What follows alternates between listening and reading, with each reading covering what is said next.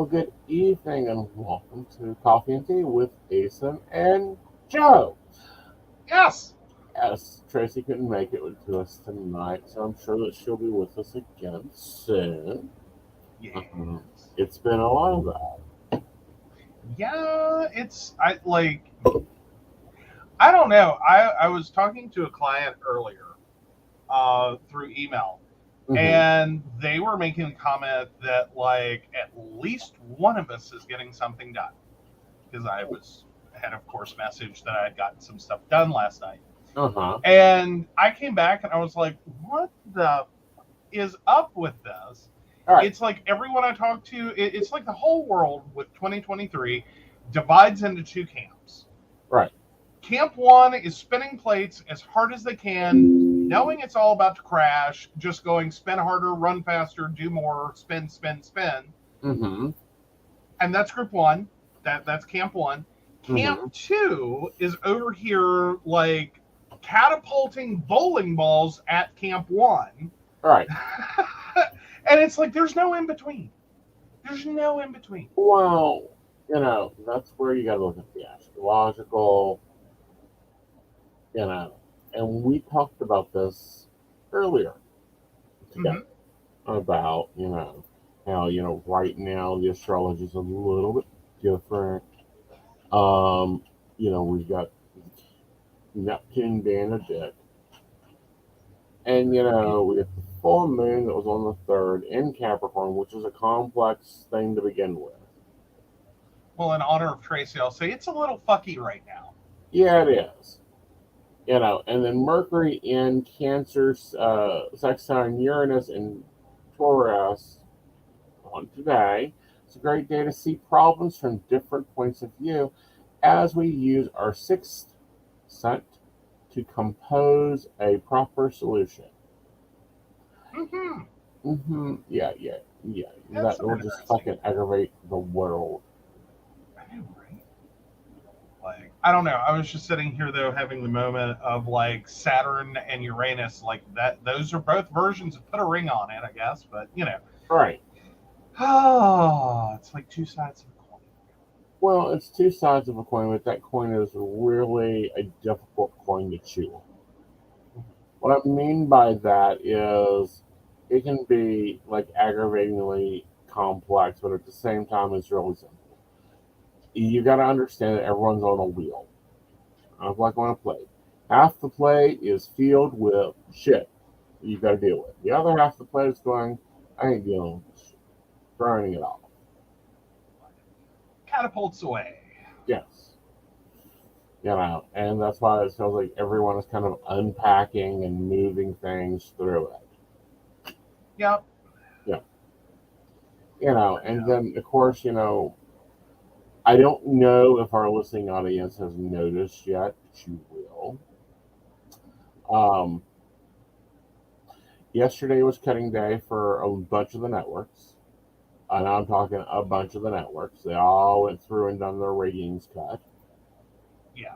Yeah. To say that advisors are shook, they are shook Yeah. because like this was definitely a clean out the attic Yeah. kind of, like we done.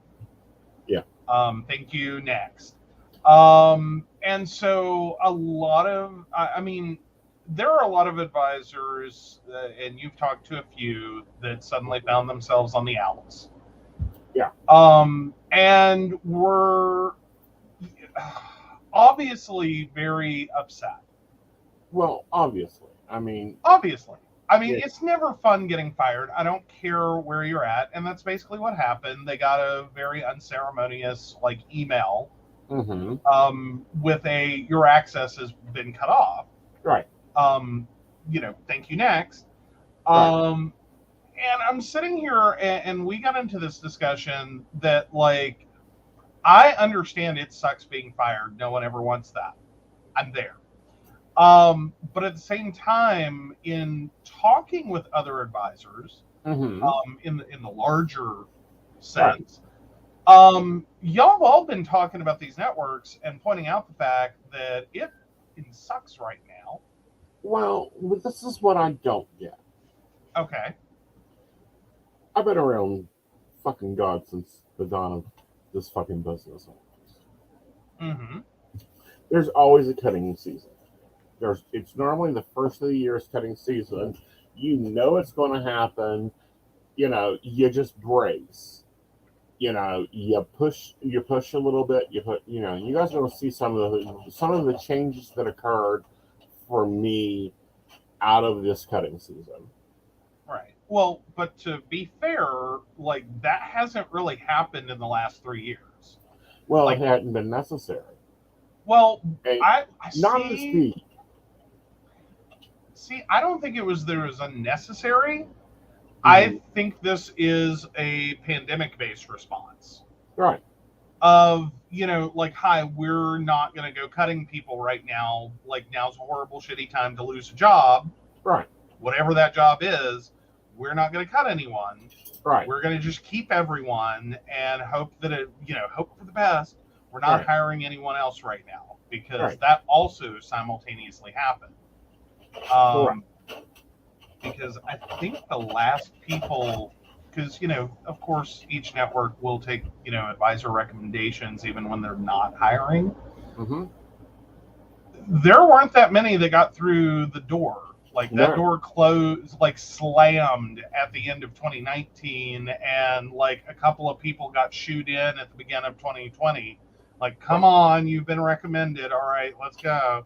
Yeah. And then by 2021, it was like you couldn't get anyone in no matter what you said.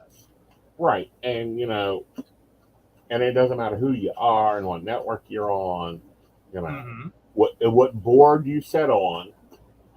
You done. Like, we're not taking anyone. Like, And I got told, we don't have room. right, the ark's full, man. Yeah. Like, we don't have mosquito room right now. Right. And that's where I'm kind of going with my theory is that, and all of y'all have hit this point where for 3 years everything kind of went, at least hiring, firing stagnant. Right. Quiet.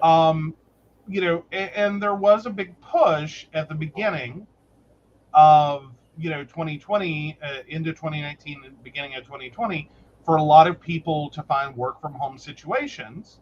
Mm-hmm. And this was a skill they had and they could work from home, and they did that. Right. Some of those people went back to traditional employment.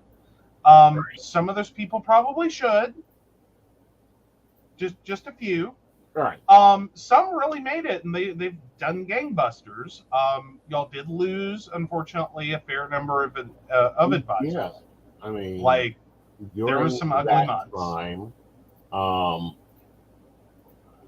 the Phoenix Wall was just blazing on fire with Mm-hmm. new post after new post after new post. Mm-hmm. And, that's been hard. And then, I'm in an aging industry. What I mean by that is the trailblazers, they're leaving, they're retiring, they're getting dementia, they're having strokes. The ones that, because there's a few of us old bitches still floating around. Okay, but not all y'all are like stroke age. Okay, let's be fair. Well, like I have to, kind of correct you there. No, a lot of us are. I mean, you got to realize, if you take 1987, mm-hmm. in considering that a lot of us were in our, a lot of them were in their 40s and their 50s, when that occurred. True. Okay. Well, true. Okay, but those are some of the older ones. Mm-hmm. Like the really older ones that have been there since the dawn of time. Right. But then you also have because that's the original call center ish networks. Right. Then you move into second gen networks, which are more website based, which hit in the early 2000s. Yeah, early 2000s. Early mid aughts. Right. So, and you build up platforms from there. And a lot of those have gone through a lot of changes and been bought and sold and transferred and picked up by investment groups and thrown away by investment groups. And we don't know what to do with this, so we're going to sell off the assets. And blah Right. blah blah blah.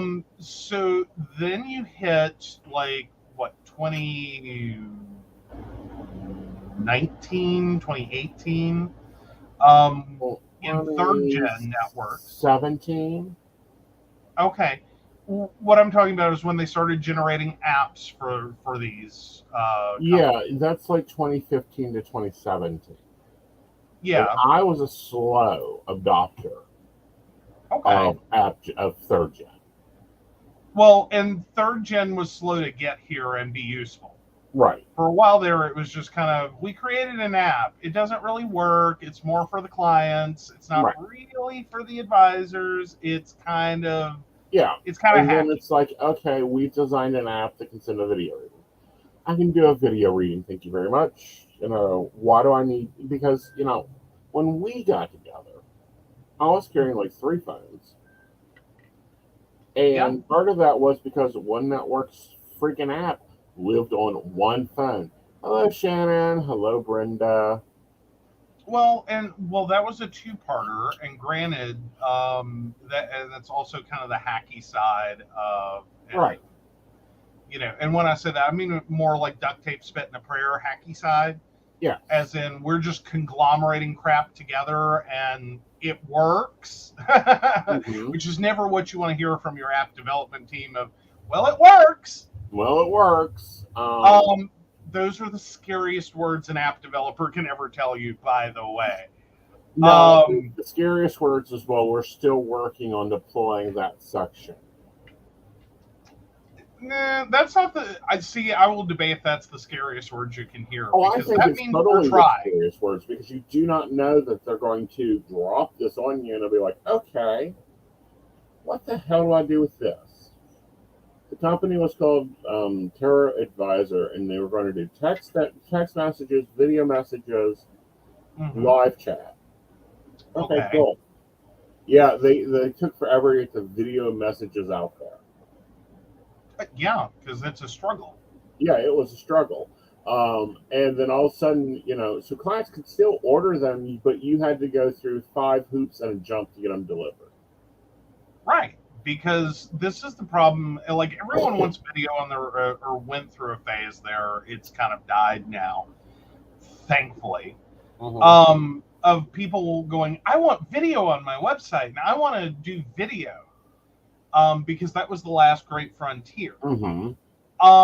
And there was a moment there where it's like, yeah, that's a great idea. Do you know what the resource requirements are for video? Like, what are we Mm-hmm. talking about? 5, 10, 15, 30 seconds? All right.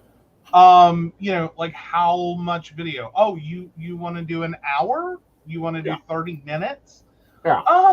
Do you know what the resource requirements are for that? Like, that will drown you. Exactly. You've got to pay for so much additional storage space, so much additional bandwidth. Because if you're talking like one or two of those going on, like one or two concurrent Mm-hmm. videos, that's one thing. If you're Right. potentially talking about hundreds, Right. you start quickly moving towards, I need hardware that looks like YouTube. Like, Yeah. we're setting up a baby YouTube. Yeah. Um, because there's a lot that goes into that. Uh-huh. There is. And go ahead. There's a lot that goes into that. There's a lot that goes into transference of video. Um, and you have to have a server, you have to have software, and a lot of the bootnicks never thought of that because these Well, aren't no, people in this industry designing what we need. They're buying like dating profiles and building a network around right. Well, and then part of it also comes back to, it's not that it's a bad business idea. it. No, And I've run into this within my own career right. where it's like, this is where it's going to all head to. This is where everything's leading to. This is the path. Right. We're not there yet because the costs you're going to incur to do it, Mm-hmm. or the bulk and the size of what you need to make it happen, Right.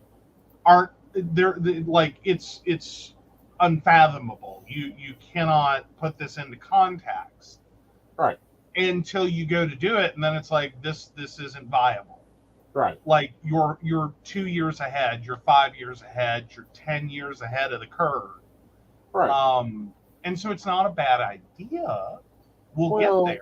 it's a decent idea, but that get there takes a moment. And when you're, in development, or you're what I call it the crash test dummy of platforms, Right. which, sorry, that's what I tend to be, guys, is the crash test dummy. You learn a lot of tricks and trades, and well, this works and this doesn't, and this is how we get around this, and this is what you do with this. Mhm. But when you get into cutting season, it's It hard. hurts. It's harsh. It Um, is. and so always, always, always, if you have an advisor that you like, do not go on their platform and ask them, where can I find you in case you're not here? Please don't do that. Yeah, don't ever say that. But People do that write down their name. write down their name, Google their name. I promise you, if they're one place, there will be 50 others. If they're good advisors. Now let's flip over and talk about the advisors. Okay.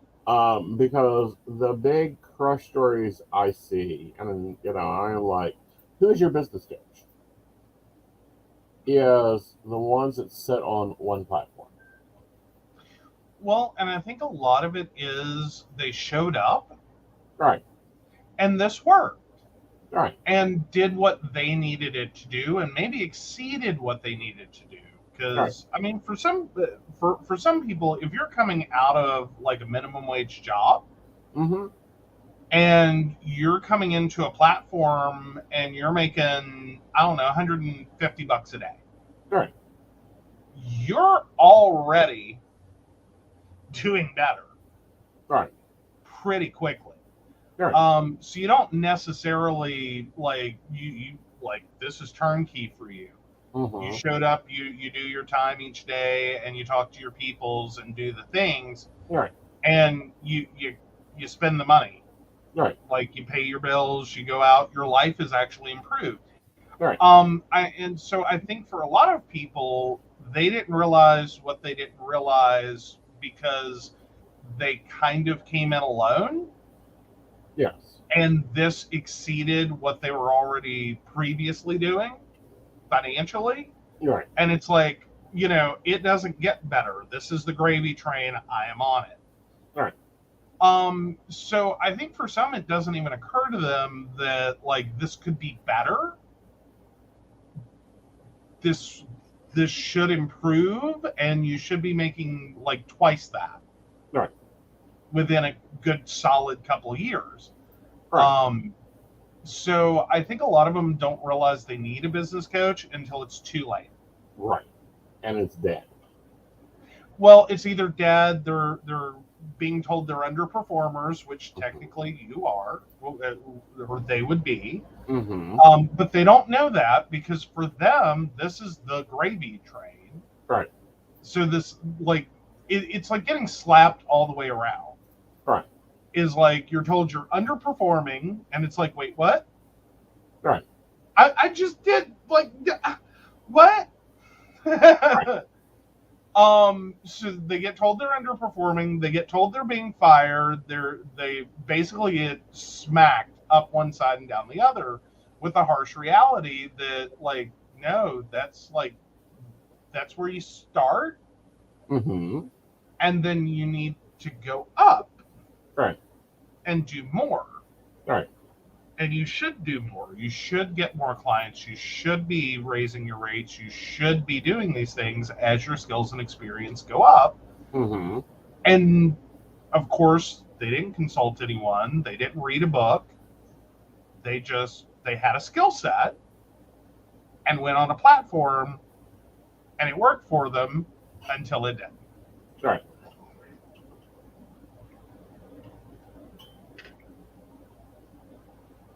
But yeah, definitely a business coach right, would be the super strong recommendation, especially if you're sitting there right now and you just got smacked hard. right. And I'm going to tell you ones that I trust. Mhm.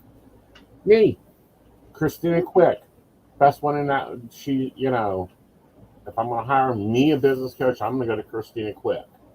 Mm-hmm. Why? Because we're both hotline psychics. Yeah. Well, and that is a very important part of it is people don't necessarily always appreciate the concept of a business coach of, well, you just give people advice and talk to them. Right. And it's like, like the idea that you need a life coach to tell you how to live. Right. And it's like, see, that's not always where that's at. Right. Like, this is business coaching, one. So you really want someone in the field. General business doesn't help you unless you're opening a general business. Right. And I've never heard what a general business does. Right. So you're looking for experts in the field that have shown results. Right. And there's a number of reasons they end up in business coaching. Right. And have a number of skills. Not only like business coaching skills. That's nice. But the other side of that is understanding your industry. Because there's small business coaches and they have not a clue. Not a clue. Like there was a local business coach that told somebody to go and delete all accounts with their name on it that was not making them money. All their social media that wasn't making money. Yeah. You can't do that as a psychic. Why? Because there'll be an Aeson over on Reddit that is posting that they're doing readings for 5 shillings. And if you don't catch all the things wrong with that. Right. Yeah, no. And that's a very big part of it is even if you don't use the accounts, just have them. Just have them. Because again, you don't know when the rainy day is going to be. None of y'all do. Right.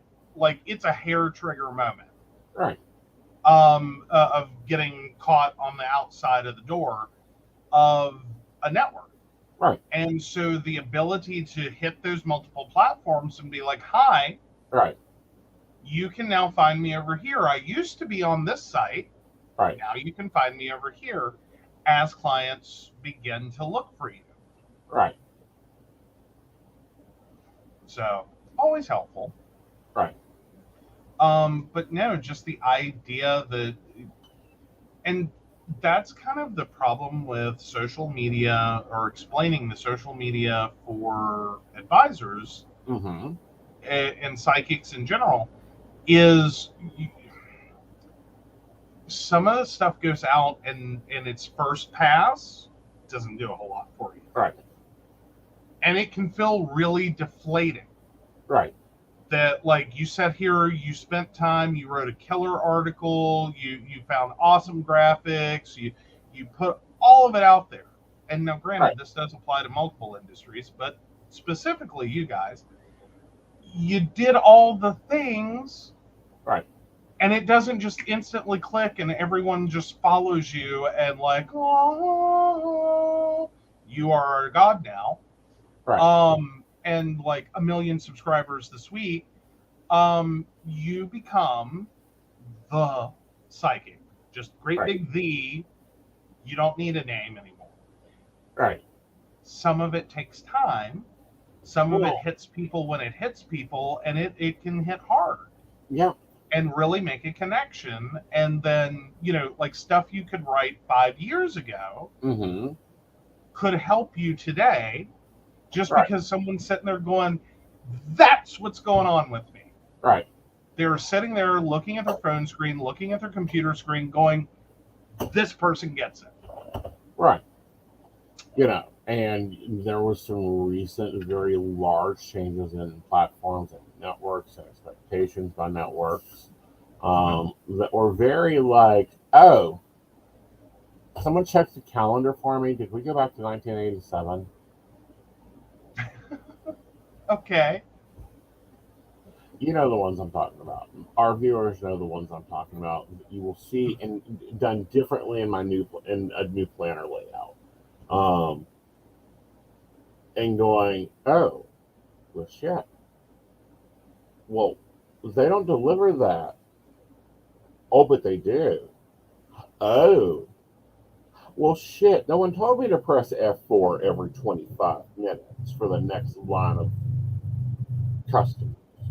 Hmm. Well, and Yeah, that is sometimes a really massive disconnect that you can have between development right. and what's going on in the internals of a site and the communication as this developer tries to tell Mm-hmm. a product team that, hey, by the way, or assume that's how people are using it, Right. or that they know that if you enable that option in Chrome right now, Mm-hmm. because there's a new one, and its exact title is escaping me right now. But basically, it allows tabs to go dormant Mm-hmm. to save resources. Right. So if you, as an advisor, open that tab and it does not stay primary, and you Mm-hmm. go off opening 20 other tabs, Mm-hmm. that tab goes to sleep and quits talking. Yeah. It go night night, bye bye. Bye bye. So now you have, like, you're working, waiting for your calls to come in. That tab just died. Right. It took a nap Yeah. until you go back, and then it refreshes, and suddenly you're back on again. Yeah. Yay. Yay.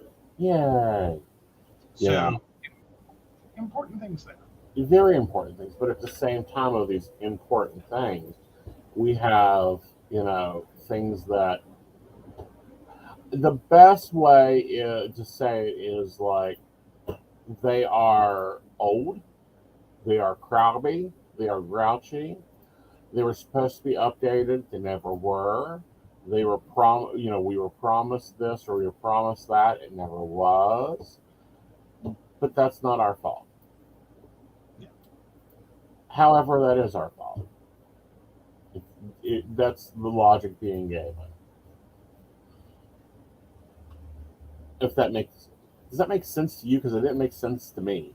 Now I'm lost. So, like, we're talking about the sites being crabby, or we're talking about advisors getting crabby because of sites. No, we're talking about sites being crabby, documentation not being there, Right. and you're like, okay, so no one told me I needed to do that. No one told Right. me this was what you wanted as a minimum. They should Uh have huh. read the terms and conditions. And you know the magical word that sums all that up, right? COV? Well, no, there's two actually: Okay. agile and lean. Yeah. These were the two worst things to ever happen to the tech world. Mm-hmm. Was agile programming. Uh-huh. It's not a programming language; it's a programming methodology. Right. And then lean, which most people don't understand, certainly not most managers who try to implement it. Mm-hmm. Um, and what fundamentally happened was those two words created this: we're going to get rid of quality assurance.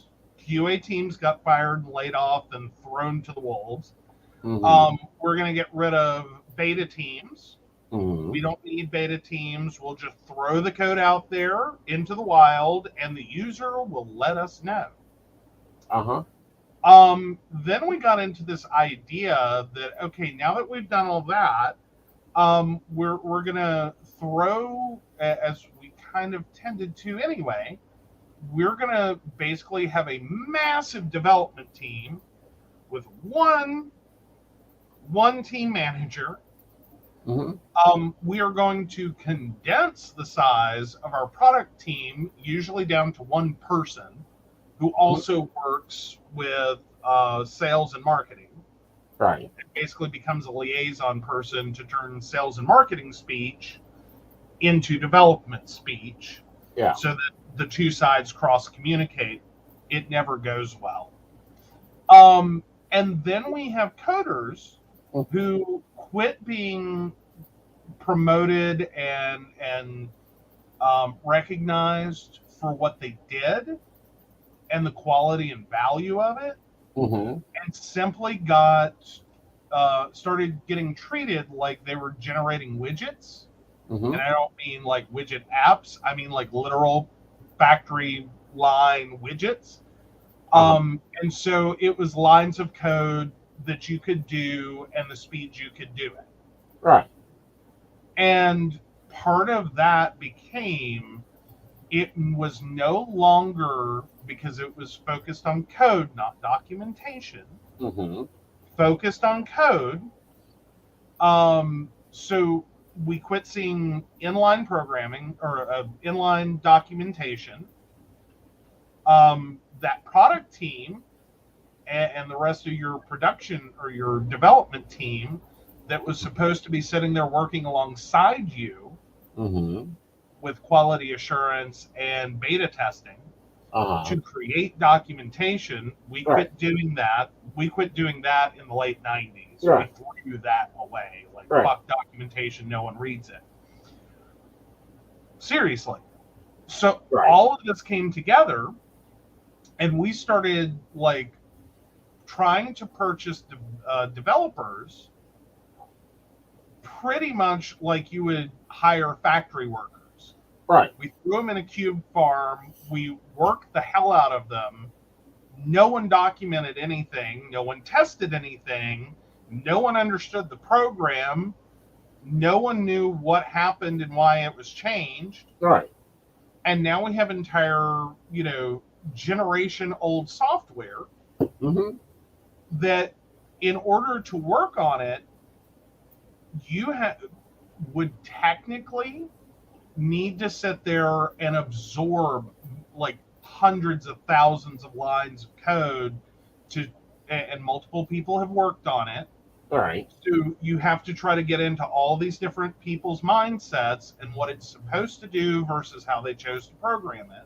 Well, and see, here's the bigger you're covering the tech department, Mm-hmm. which is all fine and good. It's a lovely place. Tech is wonderful. We love our developers. I have a few of my pets. They are lovely. They should build me things more often. Yeah. But these are the 19th, and I ain't joking, lead developer I've worked with on this product. Yeah. They were bought, this product has been passed along from company to company to company to company.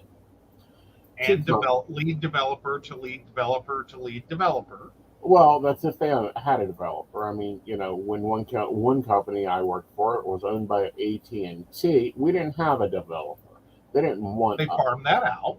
No, we didn't have one. Oh, they just didn't do any development and went, we'll just use what we got. Exactly. And that's why they got rid of it. Well, and if something breaks, well, you just have to work around it. Mm-hmm. Mm-hmm. Yeah, that's always signs of problems. Right. Like when you don't have a development team or you don't have an outsourced development, resource. Right. Yeah, no. And I'm not surprised that you're on your 19th lead developer. Mm-hmm. That surprises me none. Because the next part I was going to add to that is that typically what happens is now that we started treating developers like this, they just keep job hopping for money. Right. Well, it's like my lead company. About every 2 to 4 years, we get sold, bought, or traded. Yep. I mean, I've been sold more than a bad slave in the Civil War. Ooh, ouch. And I'm meaning that. Like, I'm not being evil or, being very insensitive, as I was told earlier. No, it's facts. Yeah. It's well, facts. More importantly, you're getting sold and swapped around multiple times. And we're seeing that in a lot of companies. Right. Just across the board, this is what a company is now.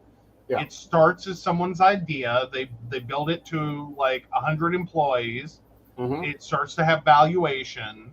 Someone buys it, and then immediately it turns around and gets sold to an investment group. Right. That investment group tries to boil it down and go, what's our bare bones? Like, what's our minimal operational cost to provide enough service, not great service, but enough service to meet customer expectation, not exceed it, meet customer expectations, and generate massive profits. Right. That's all an investment company ever does. Right. And we know this. We understand this. This has been the business of the business for a while, ever since Clearwater, the Clearwater boys got their asses handed to them in federal court. Right. Is basically playing hot potato with your psychics. And the standards change rapidly. And you got to adjust to those standards. You, as a psychic, has to build your business out of those standards. These newbies don't get it. And, Shannon's like, so the newbies are like, why at all the oldies? Yeah. The old ones like, sorry this happened. This is Tuesday. Yeah. Well, and that's an important part of it, too. And I think a lot of that has to do with the newbies are going into it because this is a lovely helping field where they can help people. And it's all love, light, and, fuzzy bunnies. Yeah. And feels so much, or mentally, when they're thinking about doing this when they first start out, it feels so much better than this corporate, like, stupid job. Right. This, I'm going to go, like whether you're talking fast food or you're talking cube farms or your call centers, whatever it is that you were potentially doing before that you hated, you get presented, because it seems like everyone comes in this way, or most do. Almost all do. They come in, they come out of like the tarot school, or they come out of Terrorosity, they come out of all these other places. They take, Christina's how to work on a psychic line. Yes, she has a course that teaches you how to do it. I don't. I tend to be, get you after you come to the networks. But, and it's when people are like, why isn't you're going this working? sit and you're going to make amazing connections with people on your own schedule, and you're going to work when you want, how you want. It's all, you're going to be debating soulmates and twin flames and fixing, higher spiritual annoyances. Right. And the reality is, you come into the networks, and that may have been true in the late 80s. No. Briefly, there was a window there when the world was young. Okay. And the sites were new. And y'all probably got a good year of that when these were original fledgling companies, and this is why someone built it. Right. And then you very quickly got sold off. To people who don't understand what you're doing. Right. Because all they see is call center employee. That's it. You're a replaceable widget. You like, what, do they have a script or something? Like, they don't even understand y'all don't have scripts. Right. That, like, no, this is a uniquely generated thing every single time. Right. If someone's scripting, that can be potentially very bad. Yes. Like, you don't want to cut and paste psychic, okay? Right. Like, you want to avoid that. So you end up with this moment of, like, they come out of the schools, or they've and potentially left a horrible, like, corporate greed nightmare situation, right, and hit the schools and found their path in life and their fuzzy little bunnies on the Willow Abbott trail. And they get sucked into a network because obviously that's where you go. Right. And then they suddenly realize, and they can't put their finger on it. Right. But it hurts weird in a place that someone touched before in a bad way. Right. You know what I mean? Like, it's like, show me on the doll where they hurt you. Right. And they're like, but I don't know what it is. And it's like, then you start the conversation. Right. And start explaining it, and the light bulb goes off. And I have an almost love-hate with it. Right. because there's one side of it where it's like, I feel so bad for you right now. Right. Because I know you just got slammed against the rocks. Right. Part of me also has this weird reaction to it of like, oh, we just popped the cherry on the virgin. Right. Because they just got it. The thing that hurts and the bad place people touch them is this corporate environment concept. Right. This is a factory floor and widgets. Yep. At least the environment in which you're working in and working for that makes those connections. So you have to balance both. Exactly. And I was talking to someone that's not a psychic, and I told them, the new ratios and all this, and they were like, "That's insane. They're going to burn you out." And I'm like, "That's life. That is 1987 again. Like someone went and found the PRN book in one of their new act musicians and went, oh, so this is what they're supposed to be doing. Quickly telegraph this, convert this to digital and direct it out." Well, I think that is, I don't even know that it was that direct. I mean, I know it feels that way, and I totally get that part.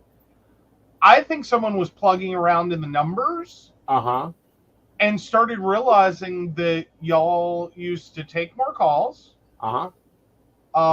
because it used to only be calls or chats back when it was, chat was new and the world was young ish, like second gen, and that y'all were churning and burning more money, right? Like adjusted for like your rates and inflation and everything else. Y'all were churning and burning, right? Not in a bad way, but just y'all were rocking it, right? And it was hitting. Yeah. And so they started creating standards based off of those old numbers. Yeah. And going, well, maybe if we encourage them to get to these points. Meanwhile, I don't think they even understand what the translation is. No. Oh, you want them to do 30 chats or calls a day of 10 minutes apiece, 5 minutes apiece, whatever that magic number is. Someone didn't know the advisor math. Right. Which for every 4 minutes you work, like as in you're there and present to work, of those 4 minutes, you will spend 1 actually working. So take whatever the number is, that magic number, 5 minutes, 10 minutes, multiply it by 4, now multiply it by the requirement. Right. And all of a sudden you get the number of hours you have to be available to work. Right. That's a lot of hours. It is. It doesn't sound like much, and even tiny fluctuations of that number have massive implications. Because we're no longer talking about 5 minutes. Right. Like, assume the magic number is 5. We're no longer talking about 5 minutes. We're talking about 20 minutes. So if you have a minimum requirement of 28, that's a whole lot different interactions. That's a whole lot different than 30. Like, even just bumping it a couple, because now we're talking about that 2 is 2 times 20. That's a whole 40 minutes extra. Right. That you have to budget to be available to work. Right. So yeah, it gets interesting. It does. It gets interesting. It's a good way to watch who can actually be the long haulers. Brenda wants to know, and longer calls, chats probably still count as 1 caller chat. Yep.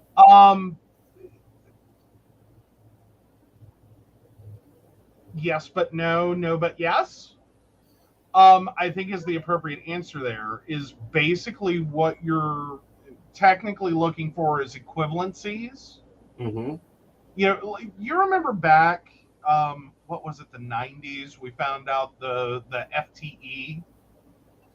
That's when I learned it. I don't know. Other people may have known before then. The full-time equivalent. Uh-huh. We have like 40 FTE employees, which could be anywhere from 40 employees to like 100 employees. We don't know. It depends upon how many hours they work, and you stack it together. Right. Same concept applies. Right. Like if you luck up and you go on Mm-hmm. and you work and you get one client who is just an emotional train wreck and they have questions and an unlimited Amex Black Card. You could potentially knock out all your requirements in one phone call. No. So they're not even going to count that. That's why I said yes, Brenda. That is correct. Oh. Because I thought we were talking about stacking it, like No. that it could equivalent. Mm-mm. That if you did say a 20-minute call, That's one. and then you did like 2-minute calls. That's two. The 2 minutes are a total of Two. one call. No. So that's now 3 calls you've done, That's three. or 2. Okay, so you've done 3. Yeah. Okay, well, still, this is where I'm thinking it is a full-time equivalency situation. Uh-huh. Yeah. No. It's 1 plus 1 equals 1. We're not doing elevator math. Okay. It, however, translates to elevator math at the end of the day. Well, and that's where I was getting at. Right. Because your other matrix, Mm-hmm. You've got all the matrix stacked on there. You've got the number of interactions a day, Mm-hmm. your maximum log time, your retention percentage, your call time. All that has to hit gold standard. Yeah. Or, well, and I think it's probably also within a percentage of. Right. You know what I mean? Like, some of y'all are going to do better than others. Some of you are going to be like a little below that and live there, and it's going to be okay. Right. I mean, if they're not delivering 2 billion, they can't measure you on 2 billion. Mm-hmm. So that is grace. But see, now that's where I almost want to argue. Okay. And it's a one of two things. Either someone started this and then suddenly got the dawning realization. Right. We only have a client volume hitting the site of this. Right. And there's no way in hell that number divided by the number of available advisors Mm-hmm. will ever do what we just told them we wanted. Right. So, we got to get rid of some people so this is even doable. Right. Which is cutting season. And that creates cutting season. Well, right. Yeah. Fair enough. I do hope that they slow down on hiring season a little bit, even though I know that's going to create some problems with people finding a new place. If they were a one and only. See, that's just it. Mm-hmm. We may not see hiring season this year. I know. We may not see hiring season for a very long winter. Because of what we talked about the last time you were on. Yeah, and again, but now it becomes a problem of any of the ones that were out there and they had a one and only True Love Network. Uh-huh. And that's all they worked for. Mm-hmm. This is my network, my one true network. I only work for this network. Right. That just got, fired. Mm-hmm. If everyone has closed off their hiring and will continue to have it closed, that's a lot of people that potentially just got the door slammed in their face and went, this is no longer viable for me. Right. What am I supposed to do? Yeah. Like, I put everything into this. This pays my mortgage and my car payment and, puts food on the table and does all the things. Right. And, that's why that's why I'm like, you're going to see a lot of, well, and there are a few new networks out there that are hiring that you can go to work for, and you do the development stage, but I'd work for 10 of them because 4 of them will work, 1 of them will get bought out, and the other 4 will fall flat on its face. Oh, yeah. Yeah. Yeah. Or we'll have, like, horrendous business behind it. Right. You know what I mean? Like, someone just walked in and said, you know what I want to do today? Mm-hmm. I want to build a psychic network because that makes money. Yeah. It's, it is, what's the word I'm looking for? Recession proof, Wow, I'd really like a recession proof business, please. I'll take 1 psychic network. Yeah. And it's like, no, bless your heart. That is not even the right place mindset to begin in. Well, I don't have to hire employees. I don't have to provide benefits. I don't have to, really invest. I don't even have to have a physical location. Right. Don't even have, I can run this from my home. Mm-hmm. And, just rent, server space from this company and do this and that and lease. Voice over IP from this company. And, that's 10,000 dropped here, 20,000 dropped here. That's fine. They'll make it out. Yeah, because we got into this conversation at one point as we did have someone say, what you should really do is open your own network. Right. And it's like, oh, bless your heart. Yeah, that's you know how many have come and gone. Right. Like, do you even have an idea? Like, it's not that easy. Right. And, or one become another. Mm-hmm. My psychic's now my guru. Now it becomes, Betty's House of Cards that then became Jordan's, fresh dipped tomatoes. Yeah, and it just goes on and on and on and on and on. Yeah. It just happens. Right. This is why if you've got a psychic that you really like, keep up with them. Follow them on, the network and know their name, know their extension, because, the names has changed. What was it? 2 years ago, they came through and said, nobody can have a name that is not a name.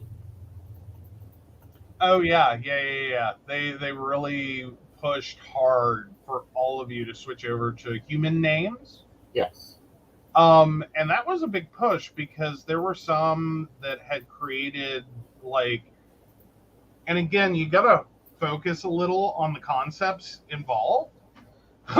Because networks are technically not networks anymore. Right. They're platforms. And the platforms build themselves out with the concept that no, you're not employees of the company. We don't have employees. We don't employ advisors. We provide a platform service for independent business owners. And they push that really, really hard because it has major tax and legal ramifications if they don't. So a lot of the advisors took that to heart and formed an entire business brand identity. Mm-hmm. And created a business name and registered a business and did all the business. And so, whatever psychic advice service or name it, right, you could come up with that was a business name.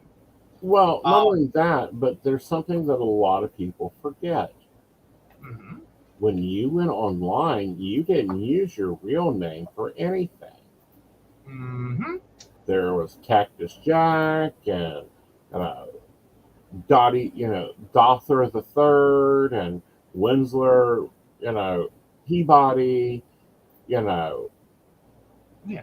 you just, Well, and a lot of very like charactery sounding names, right, not like would you name your child that? you know, Black Knight Like, Storm, chat people will remember me as Black Knight Storm. I have people still call me Black Knight or Stormy. Yeah, that's what, we ran under. mhm. Well, and there's definitely been a shift, Mm-hmm. especially in the last like 30 years, Right, of this utopia of total online anonymity, right, in which you could choose, and most all of us did, a somewhat avatar alter ego mm-hmm. to get online with. Right, And that was a person that had varying degrees of commonalities with who we are, right, and like full legal identity. Sometimes it had bits and pieces of your name, maybe your first name, maybe a little information about you, mm-hmm. but not enough to figure out you over there live here. Right, Um, and then we've kind of shifted the over time into this, like, and now we've arrived, unfortunately or fortunately, depending upon who you are and what you think, and what you're doing, mm-hmm. um, in the world of meta, Mm-hmm. and prove who you are. Right, Your profile is going to have a legal name, mm-hmm. and if you want to keep control of your account, you're going to provide us with a state issued ID card Right, to get, like, you originally set it up. You could have set it up as whoever you wanted to. right, And now we're getting more and more granular and controlling about who specifically are you. well, but here's my question. I wonder if it's actually meta or it's government. A little bit of both. Um, and the and I think we, to an extent, ourselves created this. Okay, tell In me. that there were problems in the utopia. It was not a utopia. Okay, It sounded like a utopia when we were all anonymous. okay, Um, on one side, that allowed a lot of freedom to express things and to say things that you would not be very proud to inherently have attached to you, but were true. And seek help, and talk to others, and so forth and so on. It, unfortunately, when you have anonymity, can also be, a shield. It can be a shield, which is for a lot of people what it was. But it can also be a very, stabby, stabby sword, okay. in which use in this anonymity can also do bad things, Right. and things that cause harm. Mm-hmm. And so, in our zeal to shut down the bad peoples, um, we started to, even to some degree personally, um, dislike the idea of total online anonymity, Right. because the bad actors and the horrible things they could accomplish Mm-hmm. overruled, like, the freedom side of anonymity. Yeah. Like, I always kind of put it this way, because like, this idea we were going to go onto bulletin boards, we were all going to have, and way back when, Yeah. We were all going to have, these completely anonymous usernames, and we could talk and, be involved in communities that we may not have, as Joseph Arrington, clearly displayed on your user account, would feel comfortable in. We had the freedom to go do that because we were just another nameless, faceless person on the internet. Right. No real names. But then what happened is we started seeing things like, oh, well, if I don't really have to be myself, Mm-hmm. I can, pretend to be a 15-year-old boy interested in a 13-year-old girl. Right. And so, like, that's where it started to like, that was our slope that we all started to slide down. Is like, to prevent that bullshit. Mm-hmm. We were happy to be like, okay, maybe we need to some identity verification and making sure that doesn't happen. And I get that, but again, that's, and that's where that's gotten. But when you had people that had built brands around that, it's a huge problem. That's a huge problem. Yeah. Lady Silver Moonlight. There's been Lady Silver Moonlight since her extension was Extension 2. Yes. Extension Now, 00002. No, Extension 2. Well, yes. Way back originally. Now it's like 0000002. Yeah. It reads 2. Yeah. That was a major uproar. Well, here recently, and these are things that I did not do. But, you must have your real face online, our human face. Yep, no more of these. Well, and then there's been a big push as well to move away from the more, like, costumed, esoteric images. Yeah, like, you can have your crystal ball, but you don't need to, take off the cloak. Yeah, like, get rid of the cloaks, get rid of the anything. Basically, what we've seen is a lot of corporatization. Right. Like, this starts to all look like a corporate phone directory. Right. Way back when. In which, on one hand, y'all are still being treated like the C-level executives.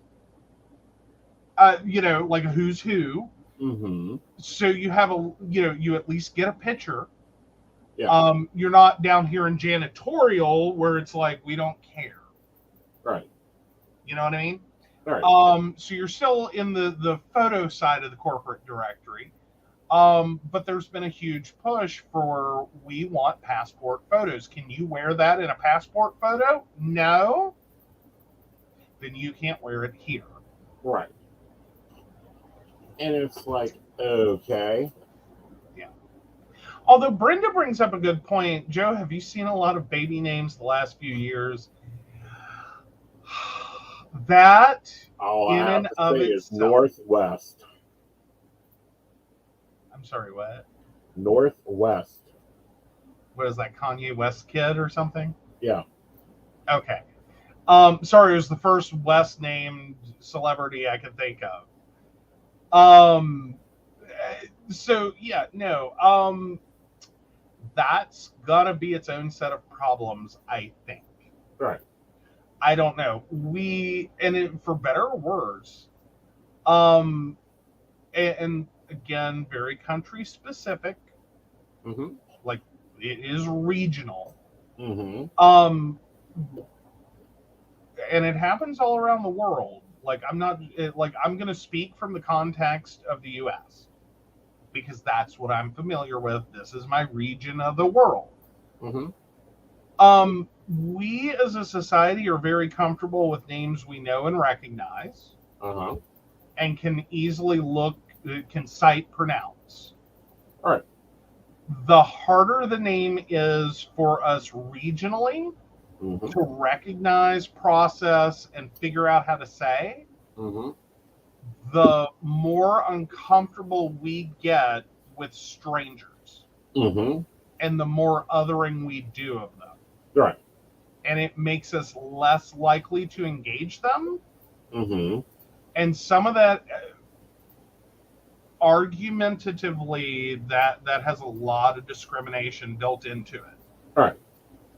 The cause of it, however, has more to do with discomfort Mm-hmm. and fear of embarrassment. Right. So, like, and both of us go through a fraction of it. Right. My last name throws everyone. Yeah. Like, I often just start by telling people, put an H in front of it, and then you'll know how to say it. Right. Because that usually covers a large demographic of people in the U.S. And they're like, oh, Arrington. Meanwhile, you face it from the other side. They see the Aeson, and they're like, a son? Yes. What? And it's like, yes. And they're like, oh, okay.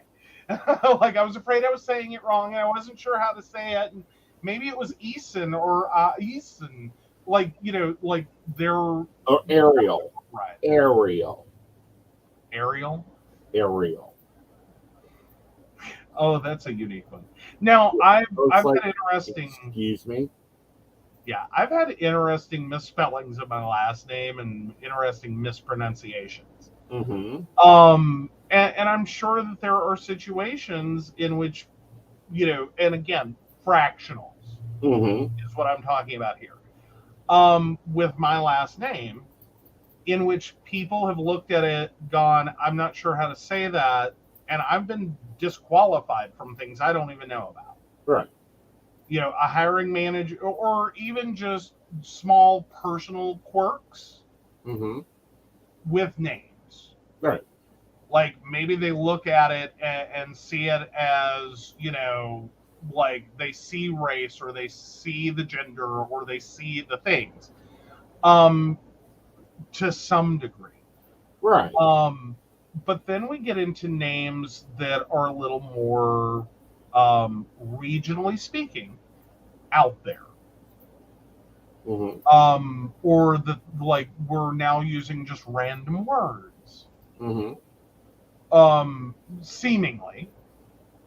Or we're doing things with names that are not, considered regionally traditional. Friend babysat for ex-hippie parents back in the day whose son's legal baby name was Boogie Man. The networks would have loved him. No. They would have fired him.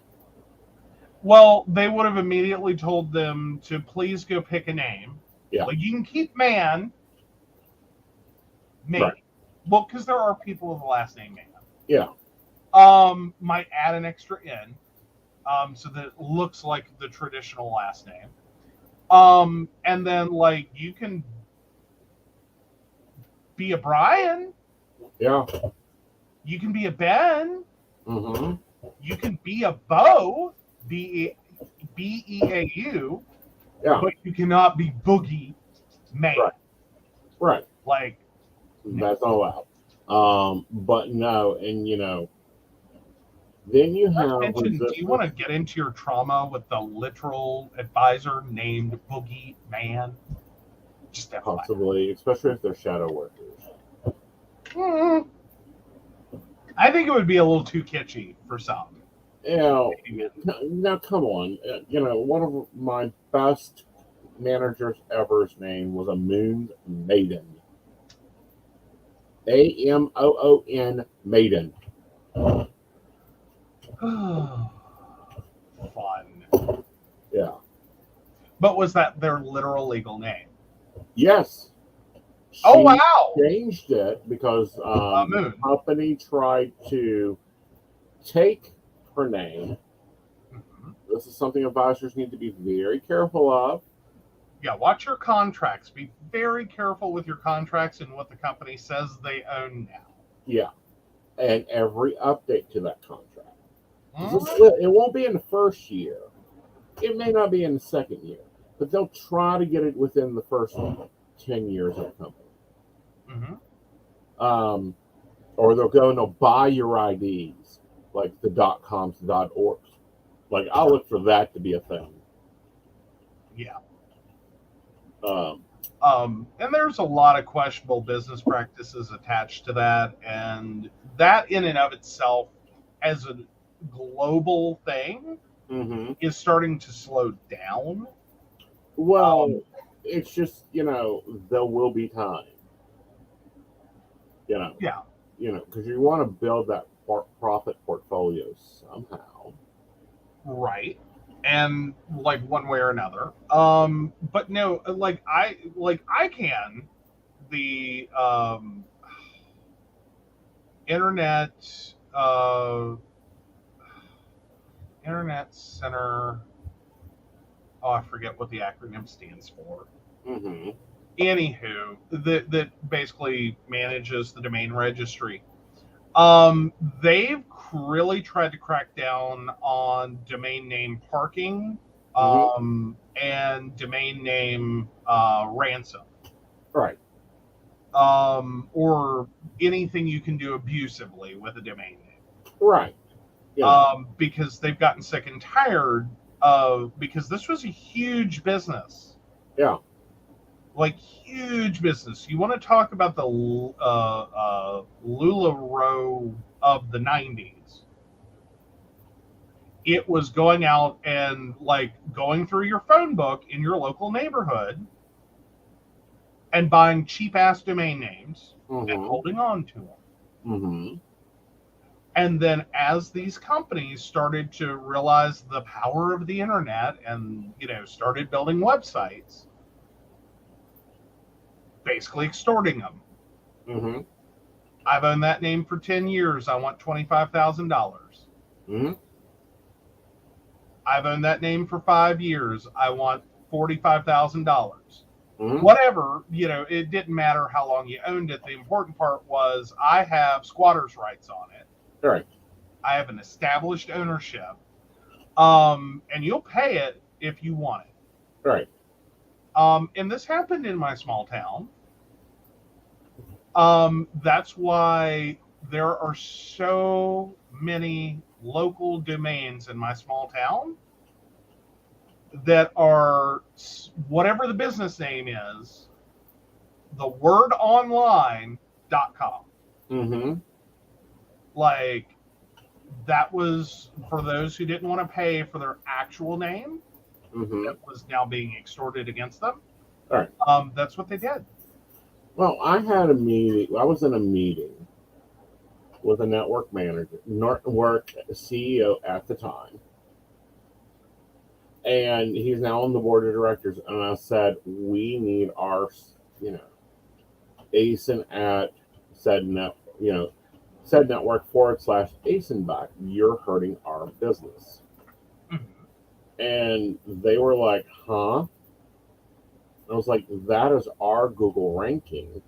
Well, that's not what they're, the people said, that's not what the such and such said to us.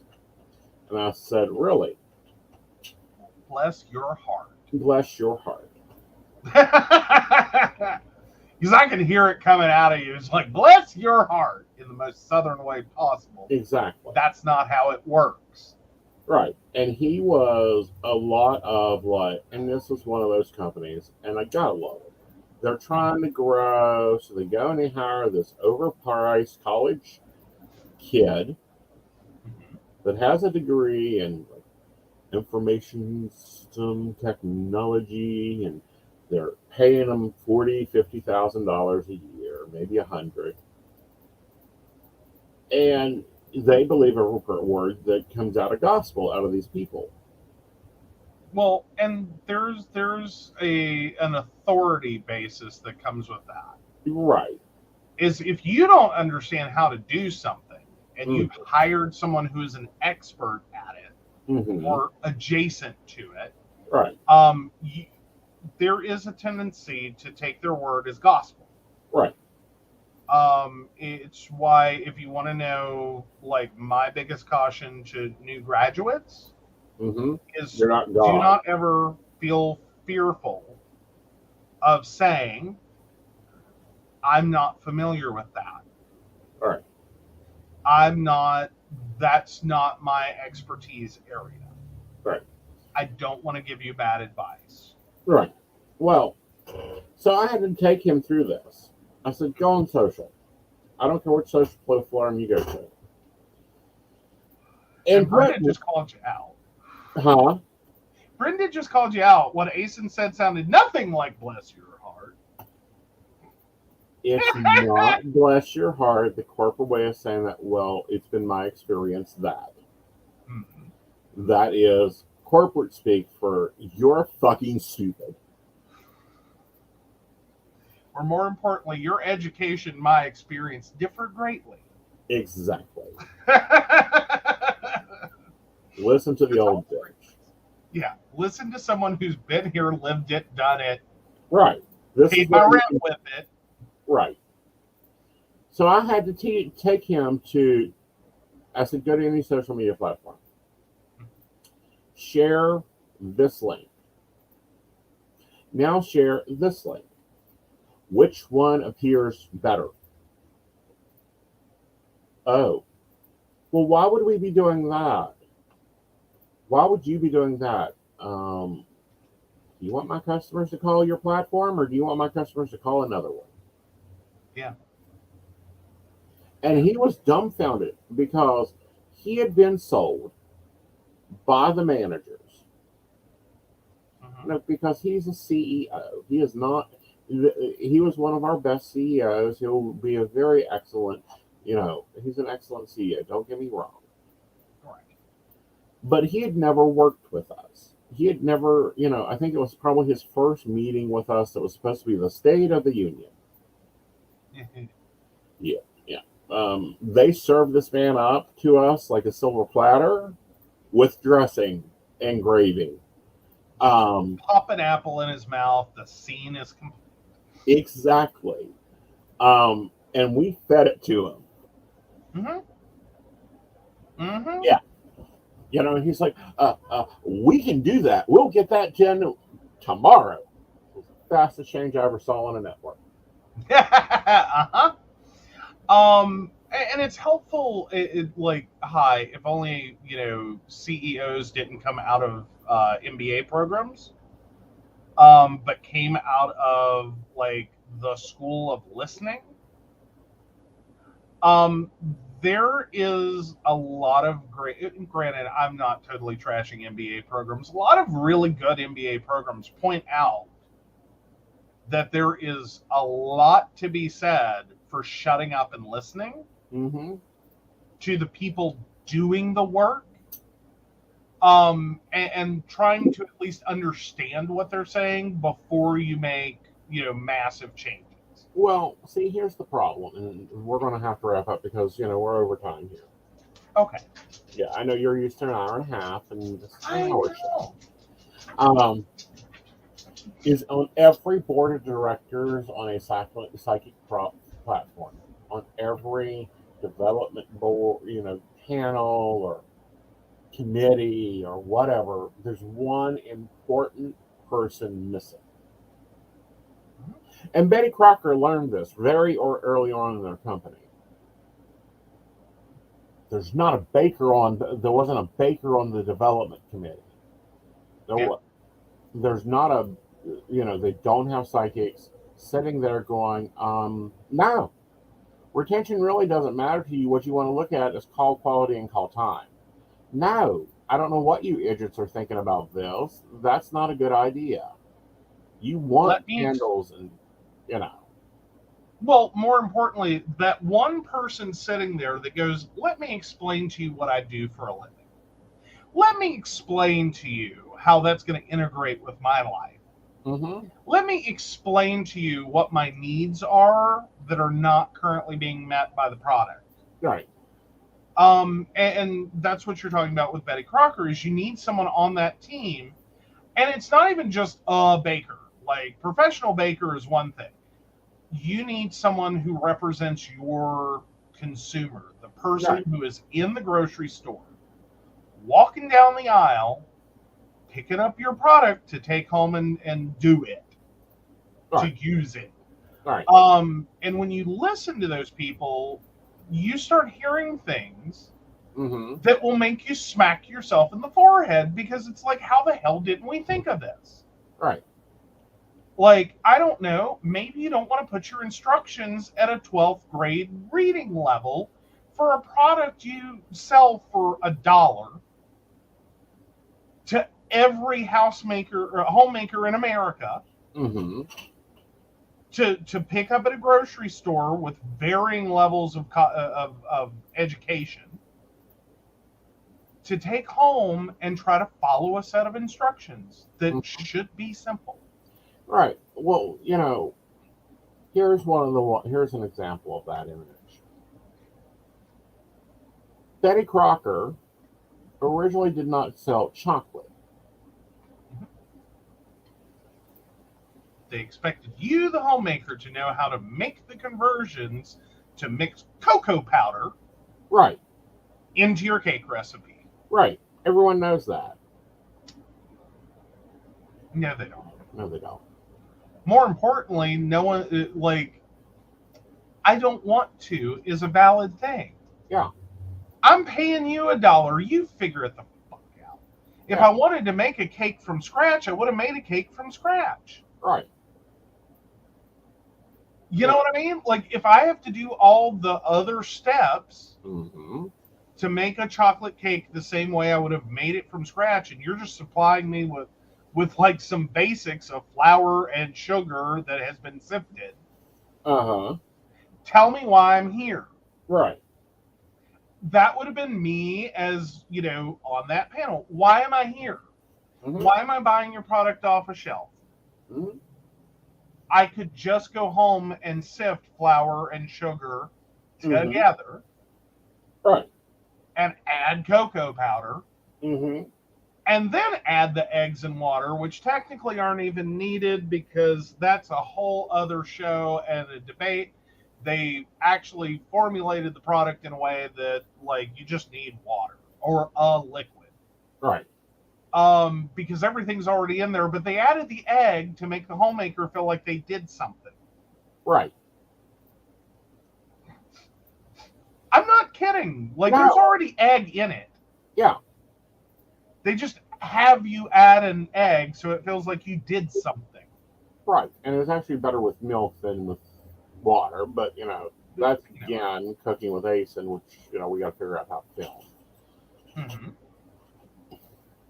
But more importantly, they tried to keep the recipe to a point in which the only, and this is the fun part, and it really is important, and this came out of that, why there's a chocolate cake mix, is things that are basic staple items that any home should have. Right. And cocoa powder is not a basic staple item. That's what they learned. The average homemaker did not have cocoa powder in their pantry. They have eggs. They have water. They don't have cocoa powder. Exactly. You didn't tell them that they needed cocoa powder to make a chocolate cake. They now have to go back to the store. Guess who's not getting a chocolate birthday cake for their birthday? Yeah. You're getting vanilla. Right. You're going to love it. Yeah. Shut up and quit crying. Right. So, to summarize this episode, my cup is empty. Do not work for one network, work for 20. Psychics need to start seeing themselves like Coca-Cola does. We are our own independent flavor that's a secret recipe. I'll be teaching everybody your secret recipes. And also, take time for yourself. Quotas are quotas. Meet them or don't. That doesn't mean that you're going to get fired. That means that you need to find your formula to make your business profitable. To the customers listening tonight, finding your good psychic. Find your 2 or 3 that you really like. Get to know them, get to know their branding, get to know their imaging, get to know everything about them. Get to know their spelling of their usernames. And by the way, if you're a psychic, use the same freaking username. Yes, please. Well, and that almost is like a whole other show and class in itself is psychics. Please understand branding. Yes. I know it makes people feel icky because, branding, your brand is really, fancy marketing speak Mm-hmm. for having, your own like image, colors, color scheme, Mm-hmm. fonts, and like a fucking personality Mm-hmm. and being, a moral being. Right. That's just what branding is. Right. That's it. But be consistent and use it everywhere Right. and be consistent. Yes. You can't chop it up. Right. And here's why. So if a network doesn't want you to read under your name, then they're not the right network for you. And if they want to take it away from you, they are also the wrong network for you. Exactly. Yes. So with that, guys, we hope you've had a great cup of tea. Because, that's what we're going to serve up. That's what this episode is about. And these shows are about, is serving up the tea. And we'll be around if you need us. You can see us tomorrow night on Mountain Bears. And that's at 8 p.m. And you can find me at Aeson Night everywhere. AesonNight.com, House of Aeson, Psychic Coaching News, Psychic PCSP Network, Keen, Fortunica, Zodiac, Modern Spiritualist, Bob's Best American Psychics, Psychic Universe, and of course, AesonNight.com. With that, take it away, Joe. All right. So, of course, we want to thank Beverly Walker, Mika G, Kathy, Mary Winfield, Brenda, Shannon C, Shannon D, Lady Gwendolyn, Charles Shaw, Tracy Vann, Caitlin Bell, and Devin. If you'd like to learn more about us, the show, or how you too can become a Patreon sponsor and receive all the wonderful benefits our baristas receive, please visit us at pcspnetwork.com. Yes, and with that, good night, y'all. Good night.